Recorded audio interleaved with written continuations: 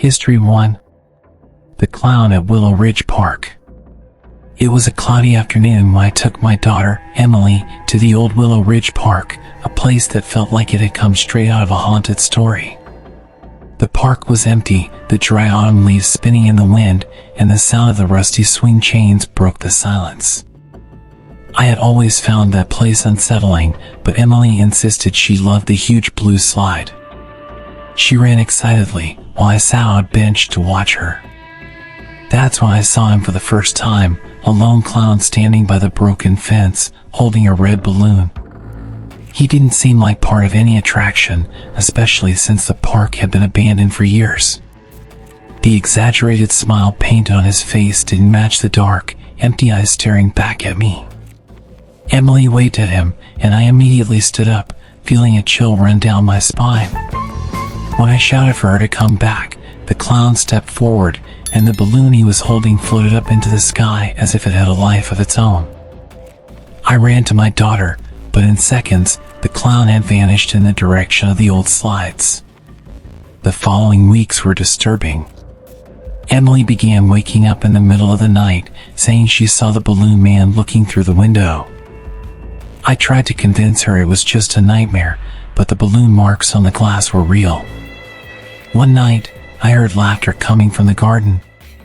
When I opened the door, a red balloon floated in the entrance, attached to a note scrawled with, "Come play with us at the park." I couldn't ignore that.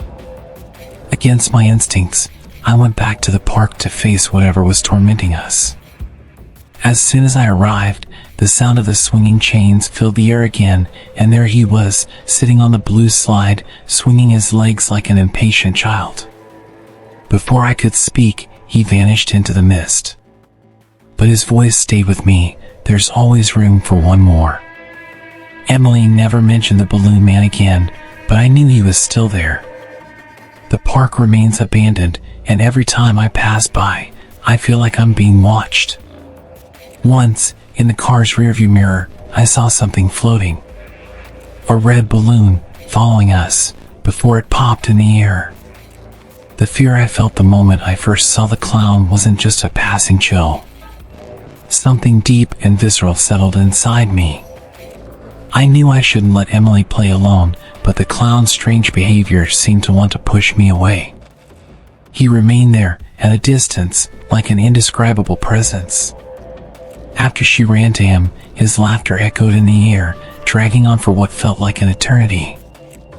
I almost wanted to call my daughter back, but something held me back. I couldn't take my eyes off him. His dark eyes seemed to glow as he watched every movement of Emily. Even when she moved away, the clown stayed there, as if waiting for something more. Something wasn't right. Something about that scene seemed wrong. He didn't look like the other clowns I had seen. He wasn't just a costume, but an entity feeding off the innocence around him. It was when the red balloon floated up into the sky that the sense of dread intensified. The balloon seemed to have a life of its own, as if it were a lure for something that shouldn't exist. That night, I couldn't sleep. The thought of the clown, with his empty eyes and exaggerated smile, haunted me. I remembered the stories my grandmother used to tell about spirits wandering abandoned places with the mission of luring children into their grasp. Was that what was happening here? I didn't have answers, but I felt a growing terror consuming me, as if the park itself were a tomb waiting to be filled. The next morning, Emily seemed calmer, as if nothing had happened. She even mentioned, with a smile, that the clown was really friendly and that he wanted to show her something on the slide. But deep inside, I knew that was just the surface of something much darker. The following night, after trying to convince my daughter to stay away from the park, something happened that made my skin crawl. I was on the couch, watching TV, when the sound of laughter started to spread through the house. It wasn't human laughter. It came from afar, but it seemed to get closer and closer, as if it were resonating within the walls. I quickly got up, looked out the window, and saw a shadow moving in the empty field behind our house. It wasn't just streetlight reflection, nor an animal. Something was there, waiting, When I ran to the door, I found a red balloon tied to the doorknob. Panicked, I grabbed Emily in my arms and rushed her to the car. I knew that if something was watching us, it was more than just a simple clown. The air around us felt thick, heavy with something unspeakable, and the sensation of being followed was constant. On the way to the nearest hospital, something even more terrifying happened. In the rearview mirror, I saw something reflected. A clown was behind us. His eyes glowed with an intense, frightening brightness, as if he had been there, waiting patiently. I looked at Emily, but she was calm, as if this was normal for her. She looked at me and, with an enigmatic smile, said, "He will find us." That night, I didn't return to the park. But the nightmares didn't stop. Every night, I saw the figure of the clown, standing in the shadows, waiting. Emily, who had been so enthusiastic about the park, was now silent and distant. It seemed like she knew something I didn't understand yet. The red balloon was still there, even if invisible, hanging over us like a constant threat. Whatever was following us knew where we were. It knew where Emily was. And the feeling that the clown, with his evil smile, would never leave us in peace, became the only absolute truth in my life. History 2: The Boulder Creek Clown. I grew up in Boulder Creek, a forgotten town in Colorado, famous for its strange legends. The most terrifying one was about the playground in the town center, where it was said that a clown haunted the toys at night. As a child, I thought it was just a story to keep us away, but something changed when I returned to visit my family after many years. The park was even more decayed, but the rumors remained. I decided to investigate for myself, a decision I still regret to this day. It was almost midnight when I entered the park with a flashlight. The place was covered in dry leaves and shadows that seemed to move on their own. Everything was silent except for a faint creaking sound coming from the old carousel. When the light of my flashlight reached it, I saw something that made me freeze. A clown sitting on one of the horses, his face covered in smeared makeup and a disturbing smile. He slowly turned his head in my direction and began to laugh, a hoarse sound that echoed through the empty park.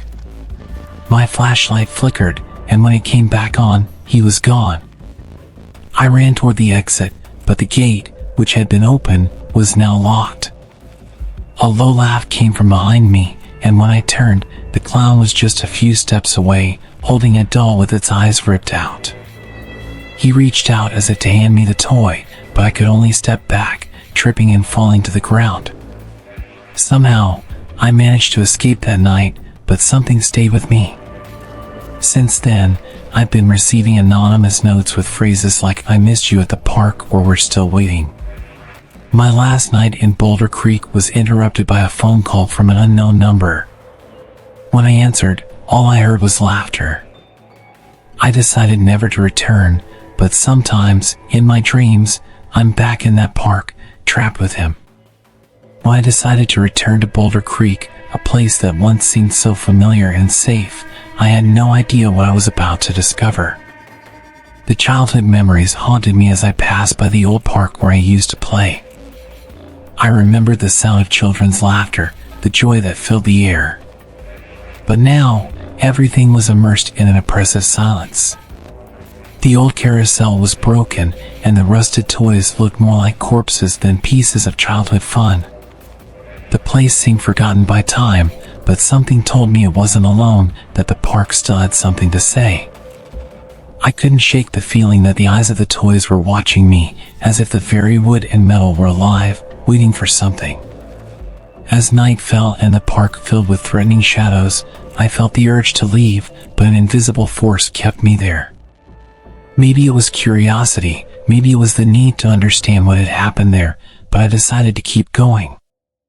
I couldn't just leave, not after all the stories I'd heard, and especially not after finding that cryptic note on my doorstep.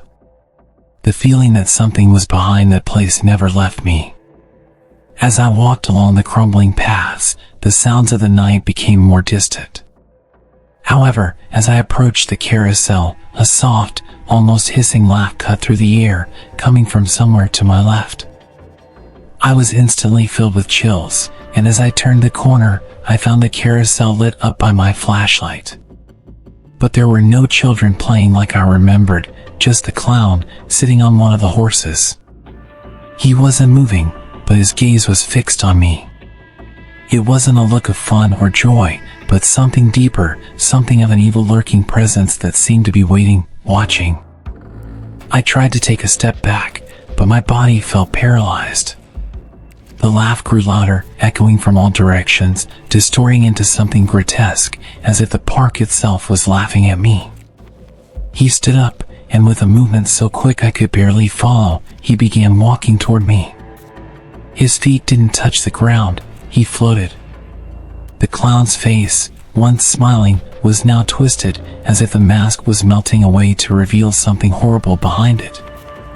The flesh that should have been human was melting, showing a horrific face, with no eyes, only empty holes that seemed to absorb the light around them. I wanted to run, but my body wouldn't respond. My muscles were rigid, panic paralyzing me. Each step the clown took brought him closer, but the sound of his laugh seemed to fade away, as if he was stepping back just to come closer again. The clown, with his macabre smile, approached and handed me a broken toy, a doll with no eyes, its hands outstretched as if inviting me to play. I didn't know what to do. I didn't know if I was dreaming or if this was real, but I knew my life would never be the same after that night.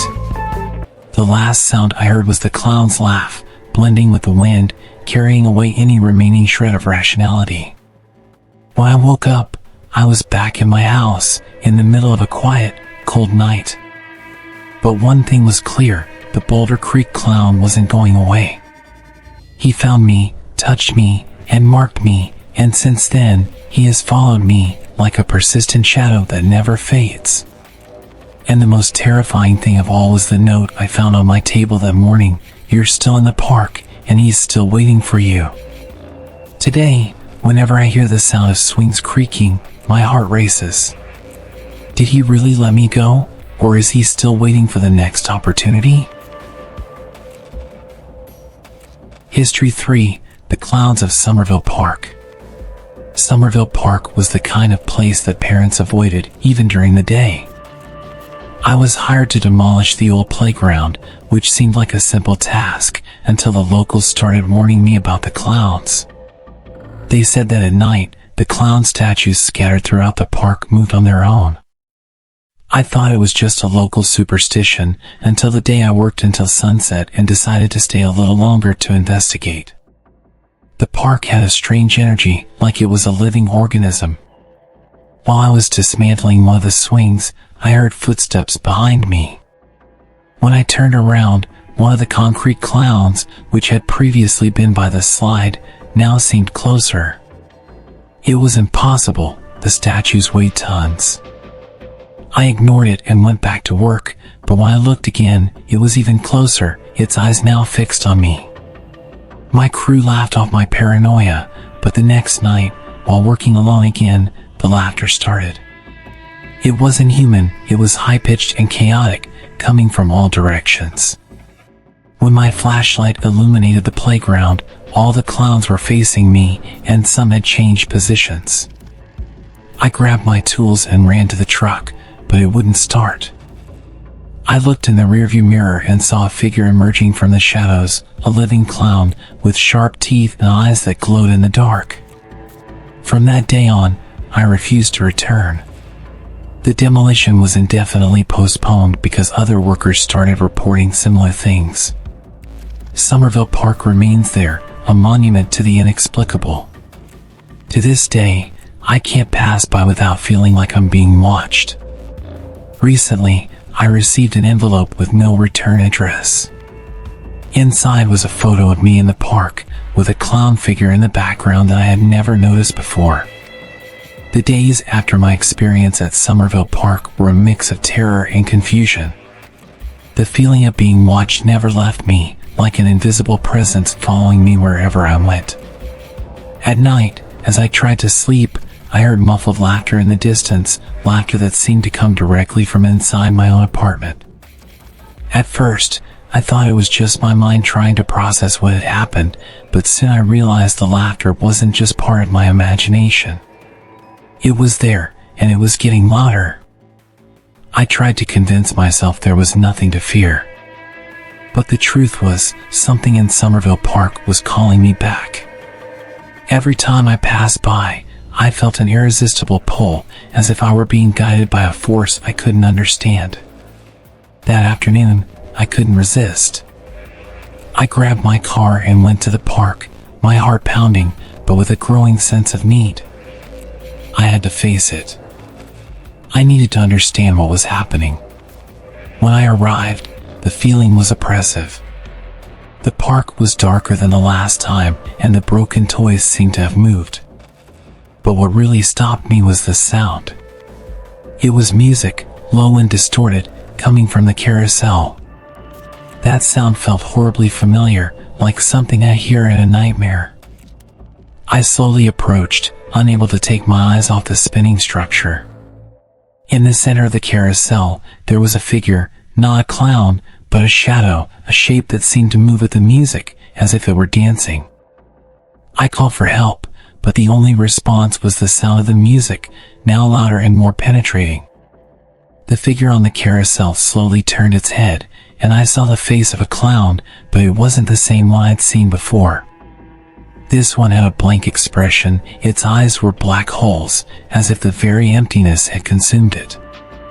It rose from the platform, its body not moving in a human way, but contorting in an unnatural manner. Each step it took seemed like torture, as if its body was disintegrating and reassembling with every movement. The sense of panic was immediate. I knew something much darker was at play here. I tried to run, but when I looked back, I saw the clown wasn't on the carousel anymore. It was right behind me, so close I could feel the coldness of its presence. Its lips curved into a smile, but there was nothing human about it. It got closer and said, in a voice that seemed to come from a place very far away, "Now you're part of the game." I ran, not looking back, feeling the cold air around me, as if the shadows were closing in on me. But no matter how fast I ran, I knew the clown was there, waiting. When I finally reached the car and locked the doors, the laughter echoed in my ears. And then, as if nothing had happened, the sound stopped. But one thing was clear, Somerville Park was not a forgotten place. It was alive, and it would never leave me in peace. The locals say Somerville Park is a place where evil is trapped, waiting to be unleashed. All I know is that what I saw there will never leave me in peace. Sometimes, when I'm alone, I hear laughter. No matter where I am, it always finds me. If you enjoy terrifying stories and want to keep diving into this horror universe, subscribe now to the Disturbing Stories channel.